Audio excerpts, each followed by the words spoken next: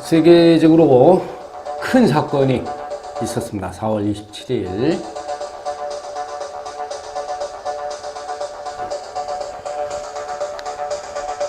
자, 북한의 최고 지도자가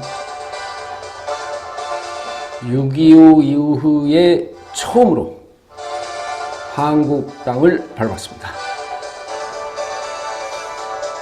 국민들은 감동에 물들였고요. 외신들 또한 호평이었습니다. 세계적인 사건이라는 그런 평이 줄을 이루고 있습니다. 2018년 남북 정상회담 아주 성공적으로 마무리가 돼서 국민의 한 사람으로서 아주 기분이 좋습니다. 많은 분들이 또 그러네요. 기분 좋고 냉면도 많이 사 먹죠. 자, 이슈 브리핑 오늘 순서 시작합니다.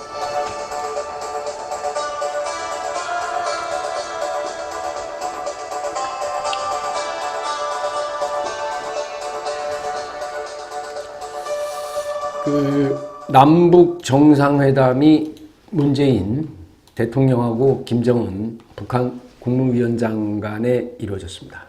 판문점의 군사분계선, 판문점에 보시면은 콘크리트로 이렇게 되어 있는 거, 그것이 군사분계선 MDL이라고 합니다. 거기를 넘어갔다가 다시 또 넘어가는 그런 아주 재미있는 모습도 보여줬습니다. 30대 초반의 김정은 위원장이 나이하고는 상관없이 아주 노련한 모습으로 회담에 임하는 걸 보고 참 대단하다라는 이념과 뭐 이런 걸 다 떠나서요. 대단하다라는 그런 생각을 했습니다. 많은 분들도 그렇게 했죠. 그 평화의 집에서 남북 정상회담을 열고 이른바 판문점 선언을 발표했습니다. 오늘은 그 내용을 좀 한번 들여다볼까 합니다. 문 대통령하고 김 위원장은요, 오전 9시 30분쯤에 판문점에서 역사적인 첫 만남을 갖고 오전 회담에 이어서 또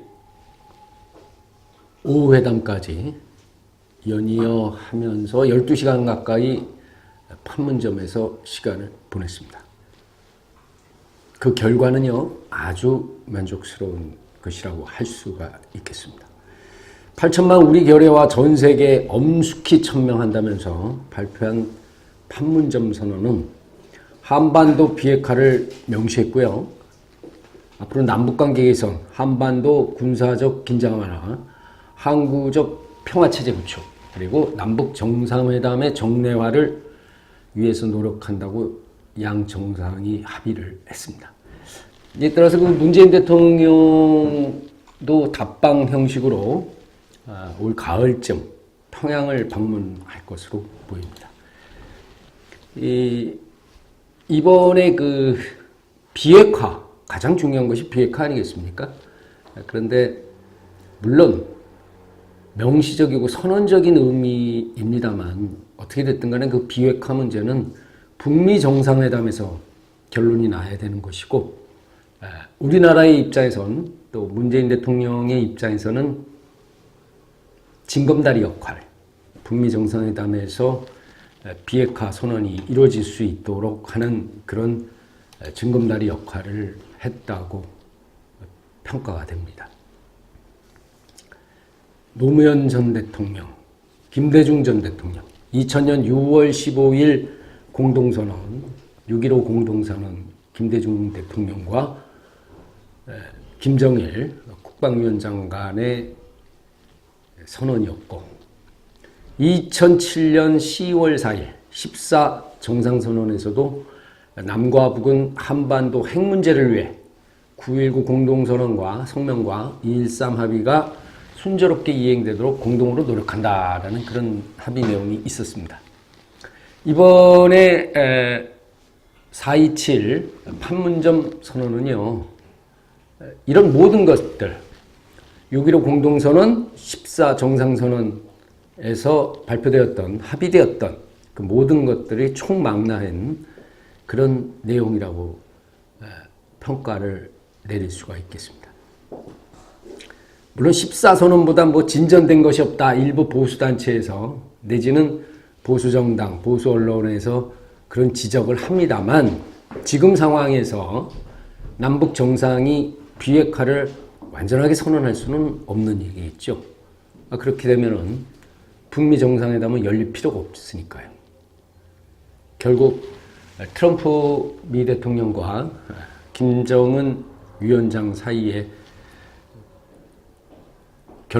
비핵화 결론을 내는 것을 우리나라 입장에서는 중간에서 역할을 하는 것이다. 이렇게 말할 수밖에 없겠습니다. 판문점 선언은요, 차기 정상회담 일정에 대해서도 올해 가을 문재인 대통령의 평양 방문으로 아주 구체적으로 못을 박았습니다. 과거 그 정상회담에서 김정일 국방위원장의 서울 방문에 대해 2000년에 적절한 시기, 참여정부 임기 말이었던 2007년에는 정상이 수시로 만나 협의 이 정도였는데 이번 선언에서는 아예 시기를 못을 박았습니다. 많이 진전된 거죠. 그동안 남과 북은 총리회담 정도의 그 개최 약속은 있었습니다. 근데 한 번도 이루어지지가 않았죠. 따라서 이번 정상회담은요, 문재인 대통령 임기 초에 열리는 만큼 문재인 대통령의 올 가을 평양 방문은 성사될 가능성이 대단히 높습니다. 그런데 판문점 선언의 구체적 내용을 보면요, 이번 선언에서 두 정상은 남북이 민족 경제의 균형적 발전과 공동 번영을 이룩하기 위해 14선언에서 합의된 사업을 적극 추진한다고 약속했습니다. 서해 북방항선 NLL이죠. 그 일대의 평화 수역 조성을 하기로 했는데요. 노력하기로 했는데 이는 그 천안함 사건이라든지 연평도 해전이라든지 이런 것의 그 전쟁의 위험성을 막는 그런 것이 될 수 있으리라고 생각합니다. 연평도 해전이 일어났고요. 또 천안함 사건 뭐 이런 거로 인해서 서해안이 상당히 긴장이 조성되지 않았습니까? 그런데 만약에 이 북방항선 일대 평화수역을 조성을 하게 된다면 그렇게 이제 긴장이 아주 고조되니까 남과 북의 어민들이 어로 활동을 하지 못했습니다. 어부지리로 중국에 어선들이 침탈을 해서 계속 우리나라 어장에서 어로 활동을 많이 해서 아주 그 수자원이 많이 또 고갈됐었습니다. 근데 평화수역이 만들어지면 그 안에서만큼은 남과 북의 어선들이 자유롭게 어로 활동을 하면서 수산물들을 채취하고 잡는 그런 행위를 할 수가 있습니다. 백령도하고 연평도 인근 서해 5도에 계시는 분들도 이번 판문점 선언에 대해서 매우 반기는 그런 모습을 보였습니다. 그렇게 되면은 각 남과 북의 군함들이 그 평화수역에 들어갈 일이 없으니까요. 뭐 조그만 잘못이 있어도 으로 인해서 뭐 교전이 일어나는 그런 거는 상당히 완화가 될 것으로 생각이 됩니다. 이번 정상회담에서는 또 그 이산가족 상봉도 포함이 됐는데 8월 15일 날 드디어 또 이산가족 상봉이 이루어질 것 같습니다. 아주 오래간만에 이루어지는 모습이죠. 참 작년 12월까지만 해도 남과 북, 한반도에서는 전쟁의 기운이 상당히 고조됐었습니다. 그런데 불과 반년도 안 돼서 이렇게 남북 정상이 만나서 회담을 하고 또 선언까지 이끌어냈다는 것은 역시 한민족은 대단한 민족이다 이렇게 생각이 됩니다. 이날 양 정상은 그 판문점 선언을 통해서 오랜 분단과 대결을 하루빨리 종식시키고 민족적 화해와 평화번영의 새로운 시대를 과감하게 일궈나가며 남북관계를 보다 적극적으로 개선하고 발전시켜 나가야 한다는 원칙적인 선언도 담았습니다. 그러나 여기에는 확고한 의지를 담았습니다. 남과 북은 남북관계를 개선하고 발전시키는 것은 온결의 한결같은 소망이고 더 이상 미룰 수 없는 시대의 절박한 요구다.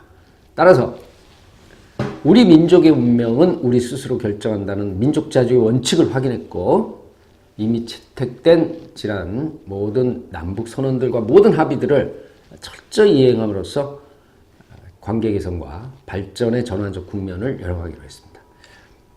참 많았죠. 그동안 노태우 정부 시절부터 그 이전으로 간다면 박정희 시대의 7.4 남북 공동성명까지 아주 많은 회담들이 있었습니다. 정상회담은 아니었을지라도 실무적인 회담은 있었죠. 근데 하나도 지켜진 것이 없습니다. 이번에 좀 희망을 갖고 기대가 높은 것은 김정은 위원장이 실질적으로 이뤄내지 못할 거면 합의가 어렵다라는 식으로 모두 발언을 통해서 얘기했었죠. 그러니까 실질적인 합의를 이뤄내자라는 거였기 때문에 상당히 가능성이 높다. 합의 이행 가능성이 높다. 이렇게 말씀을 드릴 수가 있겠습니다.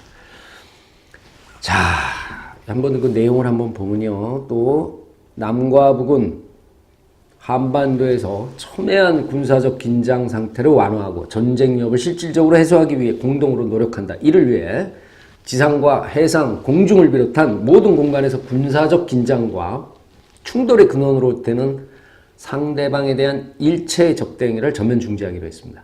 따라서 오늘부터 휴전선에서 대남방송, 대북방송, 전단살포 모두 중지가 됐습니다. 5월 1일부터요. 참 모두 중지가 됐습니다. 그리고 모든 또 적대 행위도 중지가 됩니다. 그리고 앞으로 비무장지대를 실질적인 평화지대로 만들어 나가기로 일단은 큰 틀에서 합의를 했습니다. 이 비무장지대는요, 원래가 그 비무장지대 안에서 양국이, 남과 북이 군사활동을 해서는 안 됩니다. 그런데 슬금슬금 양쪽에서 그 안에 초소도 세우고 이러면서 점점 비무장지대를 아주 폭발력이 강한 위험지대로 만들었던 것이 사실입니다.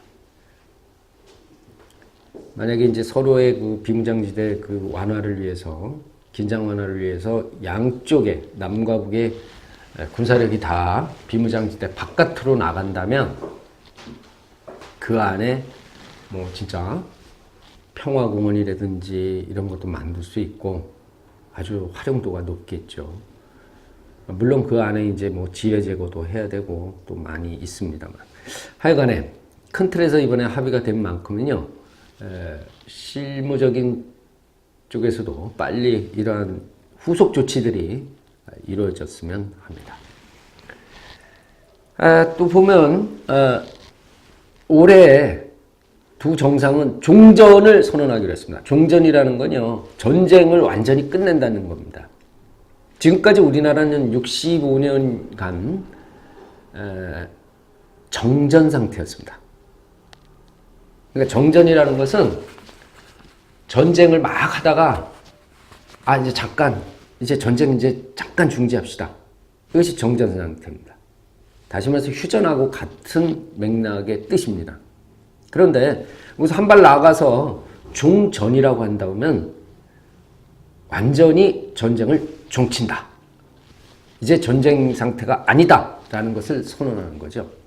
미국 트럼프 대통령도요, 이거에 대해 종전에 대해서 아주 전폭적인 지지를 보내고 있습니다.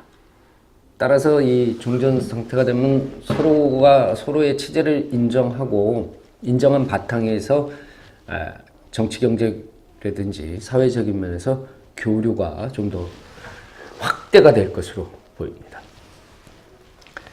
이런 것들에 대해서 이런 내용들이 모두 담겨져 있는 것이 이번 4.27 판문점 선언이라고 할 수가 있겠습니다. 국민들의 워낙 관심도 높고 또 지지가 높다 보니까요. 이번 선언에 대해서 남북정상회담에 대해서 야당들도 정의당, 민주평화당, 바른미래당도 아주 긍정적인 평가를 내놨습니다. 그런데 자유한국당은 조금 특이한 평을 내는 것 같습니다. 판문점 선언문은 국민의 기대를 저버리는 내용으로 북한의 핵포기 의사는 발견할 수 없었다. 이렇게 비판했습니다. 한반도 전체에서 비핵화를 위해서 노력한다. 밝혔는데 왜 없다라고 그런지 완전 폐기한다라는 그런 걸 그 안에 집어넣는데 말입니다. 만약에 지금 비핵화 문제에 대해서는 트럼프, 미국과 북한의 지금 대결 양상이죠. 우리가 아무리 비핵화를 선언한다고 해도 남과 북이 미국이라든지 주변 강대국들의 이 인정을 받지 못하면요 이루어질 수가 없는 겁니다. 그거 잘 알고 있습니다. 자유한국당도. 근데 왜 이런 소리를 하는 건지 모르겠습니다. 아니야, 막말로 남과 북 정상이 합의를 해서 내일부터 비핵화해. 끝나는 일이 아닙니다. 그럼 만약에 그렇게 끝난다면 김정은 위원장이 뭐하러 트럼프 대통령을 만나겠습니까? 안 되기 때문에 그러는 거죠. 결국 미국의 승인과 인정이 있어야만이 종전 협정도 가능하고 비핵화도 가능하기 때문에 우리는 그 북미 정상회담을 잘 이끌어나기 위해서 중간 역할을 충실히 하면 됩니다. 우리가 뭐 비핵화한다고 해서 뭐 김정은 위원장이 예 그럽시다. 아니죠. 그렇게 되면 트럼프 대통령하고 할 말도 없고 그러면 트럼프 대통령 나 한 게 없지? 이렇게 돼버리는데 그는 좀 의미 없는 비판이라고 할 수가 있겠습니다. 이 판문점 선언이 나오자마자 홍준표 자유한국당 대표는요, 자신의 페이스북에다가 뭐라고 썼냐면, 김정은과 문재인 정권이 합작한 남북 위장평화쇼에 불과했다. 북의 통일전선 전략인 우리 민족끼리라는 주장에 동조하면서 북핵 폐기는 한마디도 꺼내지 못하고 김정은이 불러준 대로 받아 적은 것이 판문점 선언이다. 이렇게 아주 부적절한 비판을 했습니다. 그러면서 참으로 걱정스럽다. 대북 문제도 대국민 쇼로 일관하는 저들이 5천만 국민의 생명과 재산을 지킬 수 있느냐고 그렇게 강조했죠. 그러면서 깨어있는 국민이 자유대한민국을 지키자 이렇게 선동하기도 했습니다. 아주 이해가 안 갑니다. 이건 진짜 아무리 좋게 받아도요. 남북 정상 27일에 있었던 남북 정상회담에 대한 국민들의 지지는 아주 높습니다. 기대도 높고요. 이번에는 뭔가 될 것 같다라는 그런 희망적인 생각들을 하고 있습니다. 이건 이념을 떠나서 진보와 보수 모두 비슷한 그 생각을 갖고 있다고 분석이 됩니다. 그런데 보수의 척통이라고 한다는 자유한국당 대표가 이런 식으로 얘기한다는 것은 지구상에서 남과 북의 지금 이 상태대로라면요. 홍 대표의 말대로라면 지구상에서 남과 북의 그 협력이라든지 긴장 완화라든지 이것을 바라지 않는 나라는 딱 하나가 있습니다. 저는 일본이라고 감히 얘기합니다.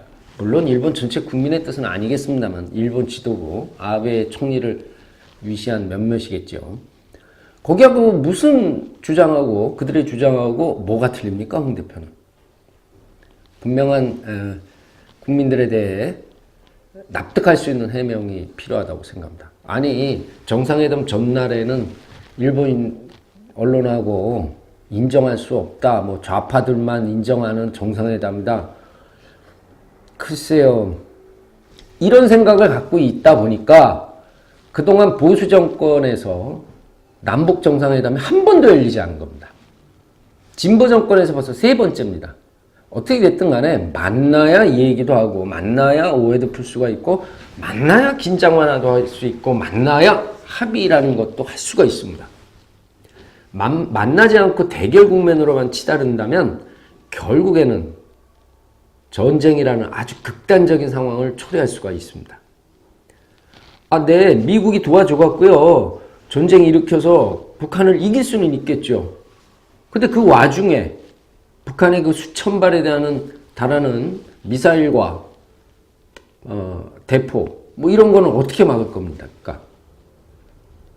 그 피해, 국민들의 생명, 재산 피해는 누가 책임집니까? 미국에서는 항상 가상 시나리오를 한번 자기네들이 만들어내죠. 전쟁이 한번 일어났다면 무조건 우리나라 국민들이 가장 많은 피해를 입습니다. 남북한 앞에서요. 서울이라는 것이 다시 1950년대로 돌아갈 수가 있습니다. 그걸 원하시는 건 아니실 거라고 생각합니다. 제발 현재 그 누리꾼들이라든지 이런 여론을 보면은 지금 자유한국당과 홍준표 대표의 이런 인식에 대해서 상당히 많이 비판적인 모습을 보이고 있다는 거 분명히 인식하셨으면 좋겠습니다. 어떻게 됐든 간에 좋은 일이지 않습니까? 좋은 일이기 때문에 같은 보수라고 할 수 있는 바른미래당도 긍정적으로 평가한다고 논평을 내지 않았겠습니까? 또 하태경 의원은요, 이제 정권이 바뀌더라도 아예 명문화해서 남북 정상이 자주 만나고 자주 회담할 수 있는 그런 토대를 만들자고 얘기합니다. 보수가요.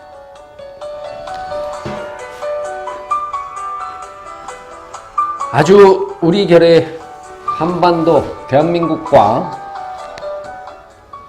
북조선 인민공화국의 국민들한테는 아주 좋은 모습, 감격적인 하루였습니다. 이 판문점 선언이 제발 잘 이행돼서요, 한민족의 번영과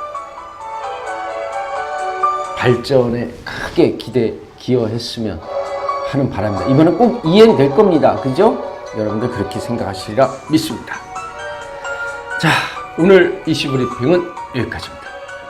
좋은 주말 되시기 바랍니다.